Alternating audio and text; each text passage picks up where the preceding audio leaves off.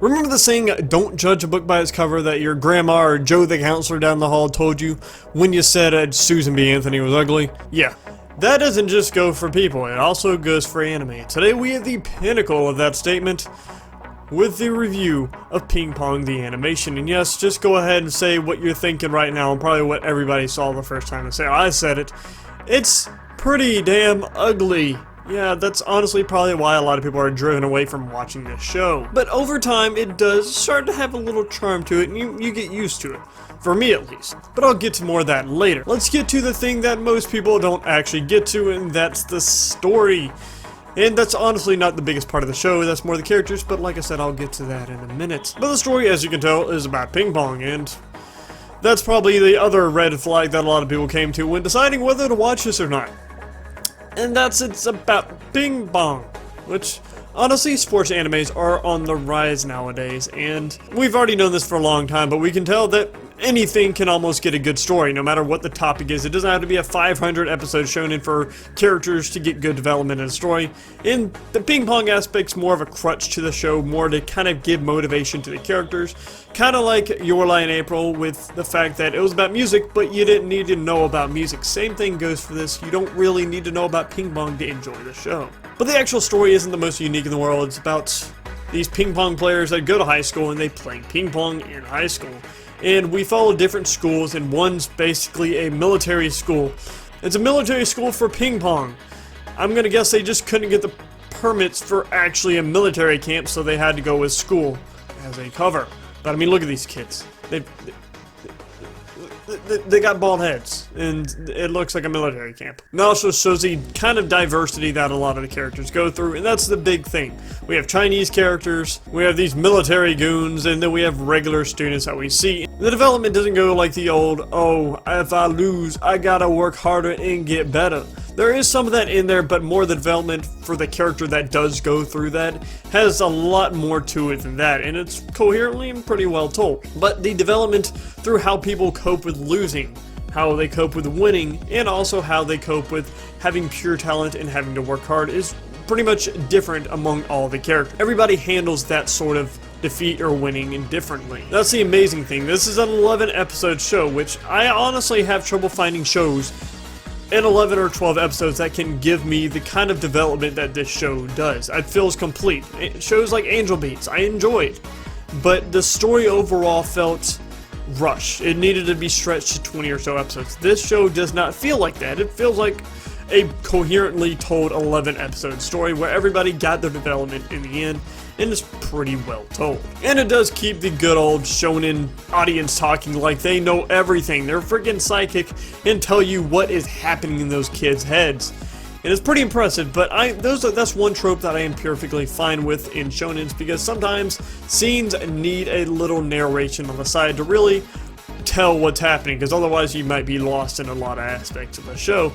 It's as long as they don't overdo it, and luckily this show doesn't. But like I said a minute ago, you don't have to understand the ping pong to really enjoy the show, but it does have its nice little aspects to it where I'm gonna guess it's pretty in-depth with ping pong at certain times, where people that do love the sport can kind of get into it and get their little vibe off of some things about the sport ping pong. But otherwise, I found this show to not have that many flaws. I felt there's no big one that really stood out to me, and it's very well structured, told with good pacing, and overall, in the end, gives a good, meaningful lesson. As you already heard me talk about a minute ago about how big the characters are and the driving point of the show, they all get their good development throughout, and some characters getting more development earlier on is a little different compared to some others who get all their development by the end. And I guess overall you could call it the MC Skimoto, who actually reminds me of Arima from Your Lie in April, because they both have all the talent in the world, but always seem sort of withdrawn. And neither of them really live up to their potential. Hell, both of them are actually called robots in their respective shows. And then he has his best friend who's basically the opposite to him, but he still has a ton of potential, where he's very good at ping pong, but he doesn't want to live up to all the potential that he has, and he just wants to stay stagnant without having to work hard at all.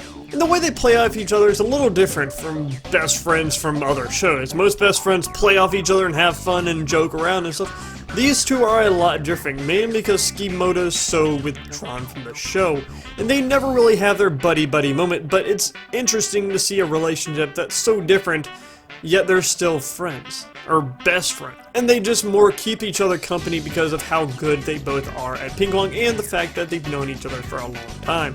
But the reason why they're not buddy-buddy is kind of explained later on in the show. That's something else in the show. Everyone sort of has a connection to one another. Some people have bigger connections to one person, but everybody usually has some sort of contact with the other person.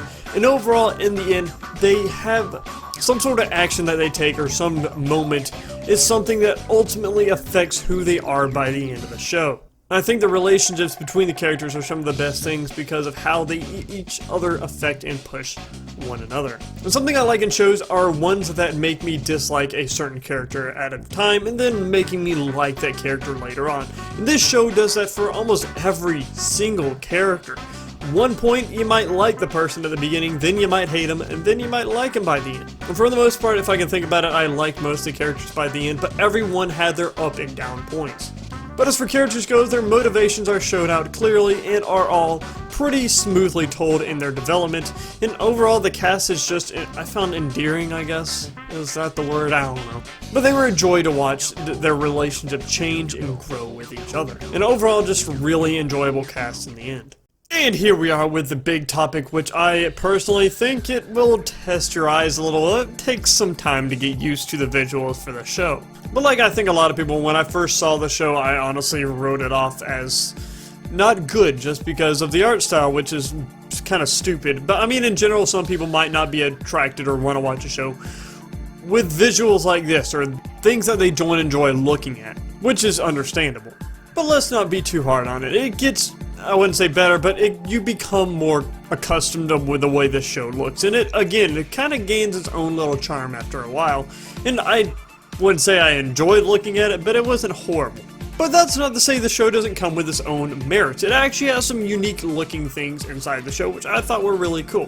One, it uses a lot of cool little imagery, and also it has this kind of comic book like sections where it like cuts out different parts of the frame into different pieces and has one frame play while the other ones pause, and then it moves to a next frame in the previous frame and then it pauses, which I found like a very unique and interesting stylistic choice. I enjoyed that. And character-wise, most of the characters you can tell are unique. You can see the differences in some of the characters. Sometimes you might find, wow, is that who I think it is? But that's only one or two times I've ever said that in the show. But the rest are very unique, and some people have eyes that look like they're sinking boats. But yeah, nonetheless, everybody is pretty unique. Animation-wise, I would also say is unique and inspired.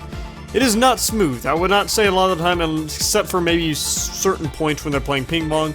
Even then, it's not really smooth, but it's very unique with lines that don't seem to stay still. They're always moving and seem to be kind of out of control at times, and like they're trapped in a tornado or something. I wouldn't say I disliked it. It was interesting to look at a lot of the times, and there are a lot of interesting points in which the animation really just took turns that I didn't see it going to, but it is very entertaining and energized to look at, I guess. Just not the normal thing you would expect. As for the music in the OST, it is very heavy on the electronic side of the music, which is very upbeat and energetic, and just while sitting here listening to a lot of the music before I made this, it got me hyped. I was really hyped while listening to the music, so I personally really enjoyed the electronic music that is chosen for the show. And with sports animation with high action like this, it really needs it, but even when it's kind of slower, not much is happening, it has this nice atmospheric electronic music that's still upbeat and enjoyable to listen to. It has a few songs that do hit the feels, especially later on, one of the last songs I believe is played that can, if you've seen this, you know it hits a feel to me. But even with this pretty strong OST, the man that made it actually doesn't have that much work outside of this show, other than maybe a few times on Space Dandy. But his name is Ushio Kisuki. And the opening and ED are very unique in their own fashion, especially for the OP, well, animation-wise, but the music is a high-energy rock song that really does get you hyped for the episode to come, but the animation is where it stands out and actually is my favorite look for the entire show, especially at the very beginning when it has that very intense black and white sort of detailed images while they're playing ping pong, and that is honestly the best looking I think the show has been. As for the ED, it has a much slower song that it comes with it, but soon picks up down the end. But it honestly reminds me of Owl City, except Japanese, which is not a bad thing. I enjoy Owl City, and I enjoy the song too.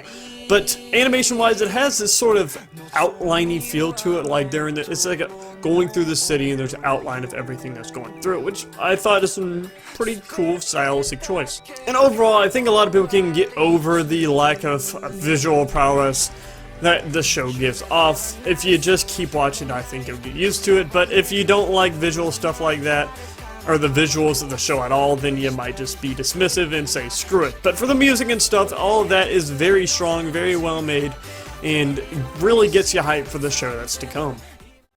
So in the end, if you do not like ping pong or sports animes in general, then I would say pass, but maybe pass. I'm not even sure. I still wouldn't say pass, but if you also don't like the animation style or art style at all, you get into the show and you're like, screw this, I'm not watching it, then maybe a pass. But overall, I still think everyone should watch it. This is a definite must-watch because of how strong the characters are and also the well-structured and pacing of the story. Nonetheless, if you enjoyed this show and already watched Ping Pong the Animation, other shows I would recommend to you be Tatami Galaxy, which is done by the same director and has its own unique art style again, which this guy seems to like to do.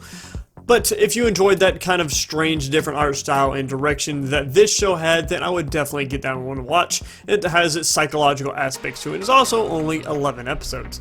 Another anime which is a lot more shonen, like if you like the sports aspect of Ping Pong the Animation, this is definitely one I would give a lot of focus to because it has a lot of character development and a lot more focus on the sports aspects to it.